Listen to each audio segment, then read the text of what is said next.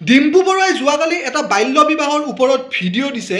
সেই ভিডিঅ'টোত সি কিছুমান ডাঙৰ ডাঙৰ কথা কৈছে, যিখিনি কথাক মই পুৰা ফুল্লি ছাপোৰ্ট কৰিছোঁ আৰু এই ভিডিঅ'টো মই বনাইছোঁ। ইমান ধুনীয়া থিংকিং আৰু এইখিনি কথা মই মোৰ ভিডিঅ'ত ক'ম বুলি ভাবিয়ে আছিলোঁ, তাৰ লগত মোৰ পইণ্ট অফ ভিউখিনি মিলি গ'ল, সেইকাৰণে মই আৰু এই ভিডিঅ'টো বনালোঁ। ঠিক আছে, আপোনালোকে চাওক ডিম্পু বৰুৱাই যোৱাকালি ভিডিঅ'টোত কি কৈছে যে আমাৰ অসমত আইন কানুন কেতিয়াও ট্ৰেণ্ডিঙত চলা বস্তু নহয়। পাঠান আছিল, পাঠান এখন চিনেমা কেইদিনমান কিবা সাংঘাতিক কণ্ট্ৰভাৰ্চি হ'ল, কিবা হ'ল, কোনোবাই চলাব নিদিয়ে, কিবা হলত খুলিব নিদিয়ে, সেই পাঠান চলিও গ'ল আৰু সেই পাঠানে কৰোৰ টকা লৈও গ'ল। ঠিক আছে, গতিকে সেইটো এটা ট্ৰেণ্ডিং চিনেমা এখন আহিল, অলপমান বিতৰ্ক হ'ল, মানুহে চালে, সেই চিনেমাখন গ'ল, মানুহে কালিলৈকে পাহৰি যাব। কিন্তু আইন কোনোদিন মানে কি হেৰি হ'ব না, বতৰৰ ফলৰ নিচিনা হ'ব নালাগে যে আহিল এইখন আইন আহিল আৰু দুদিনমানৰ পিছত সেই আইনখনৰ মানে কি মানে গুৰুত্বপূৰ্ণটো কমি যাওক। চাওক, বাল্য বিবাহ যে এটা ক্ৰাইম সেইটো আজি নহয়, আমি আগৰ পৰা শুনি আহিছিলোঁ।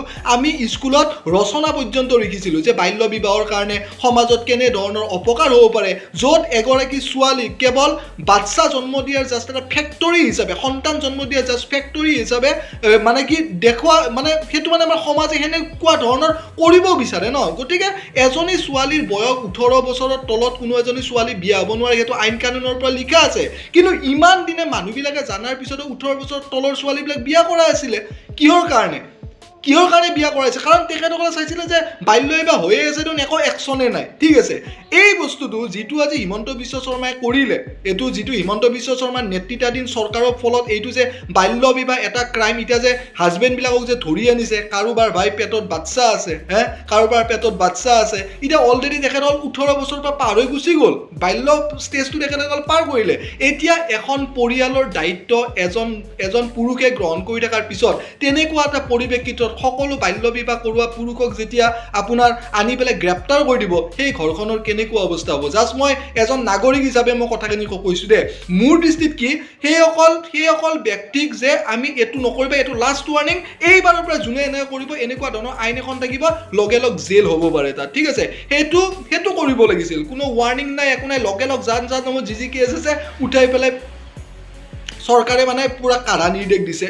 ঠিক আছে, এইটো বস্তু থাকক, কিন্তু বস্তুটো হৈছে ডিম্পু বৰুৱাই কোৱাৰ নিচিনা যে বস্তুবিলাক মানে এনেকুৱা হ'ব নালাগে। তাৰমানে বস্তুবিলাক যে আজি ট্ৰেণ্ডিঙত চলে, মাজতে আপোনালোকে চাইছিলে এই যে চিগাৰেট হওক, এই চিগাৰেটটো মানুহে য'ত ত'ত খাব নোৱাৰিব, ইমান টকা ফাইন, সেইটো ফাইন এতিয়াও আছে। কিন্তু এতিয়াও আপুনি ৰাস্তাই পদূলি যাওকচোন, মানুহে অপেন চিগাৰেট খাই আছে, কোনোবা এজন মানুহ তাত ৰখিও আছে, বেলেগ মানুহৰ ওচৰত অপেন চিগাৰেট খাই আছে। গতিকে ৰাজহুৱা স্থানতো চিগাৰেট খাব নাপায়, সেইটো আইন কানুনটোত থাকিব লাগে। আৰু কিছুমানে কয়, মাজতে কৈছিলে যে গুটখাটো বন্ধ আছে, গুটখাটো এতিয়া আপোনাৰ ক'ত বন্ধ আছে? আপুনি যদি দোকানত যদি যাব যায়, এই কি বোলে, এই পেকেট যে গুটখাৰ দামটো বেলেগ হয়, মাজতে সেইবিলাক অপেনলি বেচিব নোৱাৰা হ'ল, কিন্তু এতিয়া গুটখাৰ প্ৰচলনটো চলি আছে।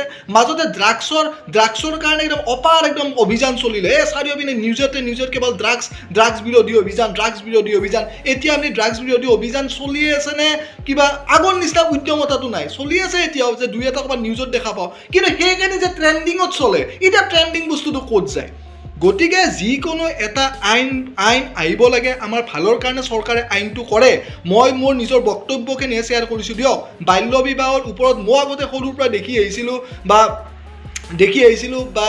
কি বুলি কয়, কুৱেশ্যন আহে, বাল্য বিবাহ কি, বাল্য বিবাহৰ ফলত কেনেকুৱা ধৰণৰ আমাৰ সমাজত কুপ্ৰভাৱ পৰে। ঠিক আছে, সেইবিলাক দেখি আহিছিলোঁ, কিন্তু ইমান দিন কোনো ধৰণৰ এইবিলাক দেখা নাছিলোঁ যে আজি যে ইমান যে থানাত যে ইমান কেছবিলাক ৰুজু হৈ আছিল, কিন্তু ইয়াৰতো ব্যৱস্থাটো হোৱাই নাছিল।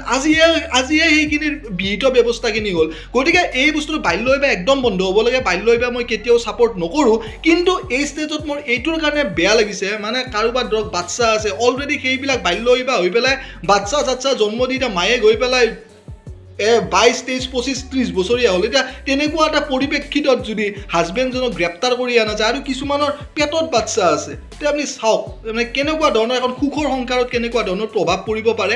মোৰ মতে কি যে আইনখন এইবিলাকতো আগতে কোনো ধৰণৰ একশ্যন হোৱাও নাছিল, মই দেখা নাছিলোঁ, কিবা হৈছিল যদিও নাজানো। মোৰ বক্তব্যখিনি মই কৈছোঁ, যাতে সেইবিলাকৰ ওপৰত সেইবিলাকৰ ওপৰত একচুৱেলি এটা ৱাৰ্নিং দিব লাগিছিল যে এইবাৰৰ পৰা 2023 চনৰ পৰা ফুল্লি বলবৎ হ'ল এইখন আইনখনটো কেতিয়াবাই বলবৎ হৈছে একশ্যন হোৱা নাছিল কিন্তু এইবাৰৰ পৰা ফুল্লি একশ্যন হ'ব যোনে এইটো কাৰ্য কৰে তাৰ যাৱজ্জীৱন পৰ্যন্ত কাৰাদণ্ড হ'ব পাৰে এনেকুৱা ধৰণৰ কিন্তু এনেকুৱা এটা পৰিপ্ৰেক্ষিতত সন্তান এখন ঘৰৰ সেইখন ঘৰত অকল চৰকাৰে ব্যৱস্থা ল'ম বুলি শুনিছে কিন্তু ব্যৱস্থা ল'লে কি হ'ব মানুহ কিমান ধাৰ থাকে কিমান লোন থাকে কিমান লোনৰ বজা থাকে গতিকে পুৰুষ এজনে এখন ঘৰৰ মানে মেইন চলোৱা এজন মানুহ গতিকে তেনেকুৱা এটা পৰিপ্ৰেক্ষিতত মই ঠিকে আছে বাল্য বিবাহটো চৰকাৰে যিখিনি ইয়াত পদক্ষেপ লৈছে ভাল পাইছোঁ চেলিউট জনাইছোঁ এজন অসমৰ সচেতন নাগৰিক হিচাপে কিন্তু কথাটো হৈছে কি আইন এখন আজি কেইদিনমান চলি থাকিব কেইদিনমান পিছত বন্ধ হ'ব নালাগে কিন্তু এই বস্তুৰ পুৰা পিক আপ ল'ব লাগে যাতে মানুহে এইটো বস্তু ষ্টেবল যে কোনোবাই যদি বাল্য বিবাহ কৰে আজি কৰক কালি কৰক এইটো আজীৱন কাৰাদণ্ড হ'বই ঠিক আছে এই বস্তুটো যে তল পৰি যায় কেইদিনমান ড্ৰাগছ বিৰোধী অভিযান এতিয়া ড্ৰাগছ বিৰোধী অভিযান নাপাওঁৱেই টিভিত কেইদিনমান এই গুটখাটো বন্ধ হোৱা বুলি ক'ল গুটখা ক'ত বন্ধ আছে কি আছে নাজানো কিন্তু কিছুমানতো ধৰা ধুনীয়া কৰি চলিয়ে আছে দেখোন তেতিয়াহ'লে গতিকে আইন এখন হ'লে যে ৰাস্তাই পদূলি মানুহে স্বচ্ছ ভাৰত অভিযান চব কেইদিনমান ঝাৰু তাৰু লৈ চাফা কৰিব ল'লে এতিয়া মানুহবিলাকে ঝাৰু অনাই কৰি কিছুমান জেগাত আপুনি খোজকাঢ়িব নোৱাৰে য'তে ত'তে মানুহে থু পেলায় গতিকে এইটো ক্ষেত্ৰত অকল আমি চৰকাৰক দায়িত্ব দিলে নহ'ব আমিও যথেষ্ট পৰিমাণে সচেতন হ'ব লাগিব স্বচ্ছ ভাৰত অভিযান এটা চৰকাৰে কৰিব নোৱাৰে যেতিয়ালৈকে আমি সেইটো কামত স্বচ্ছ আমি যেতিয়ালৈকে মানে সেইটো বস্তু অংশীদাৰ নলওঁ আজি আমি কিছুমান কাম কৰোঁ কালিলৈকে সেইটো বস্তু দাবাই দিওঁ এইটো নহয় বস্তুটো আইন এখন কেতিয়াও ট্ৰেণ্ডিঙত আহিব নালাগে আইন এখন সকলো টাইমত একদম নিৰপেক্ষিকভাৱে চলি যাব লাগে ডিম্পুৰ এইটো কথাত মই চেলুট জনাইছোঁ মোৰো ভাল লাগিলে মই এজন অসমৰ নাগৰিক হিচাপে অসমৰ ভালটোৱে বিচাৰোঁ বাল্য বিবাহ মই কেতিয়াও ছাপোৰ্ট নকৰোঁ কিন্তু এইবাৰ মোৰ এটা কাৰণে বেয়া লাগিছে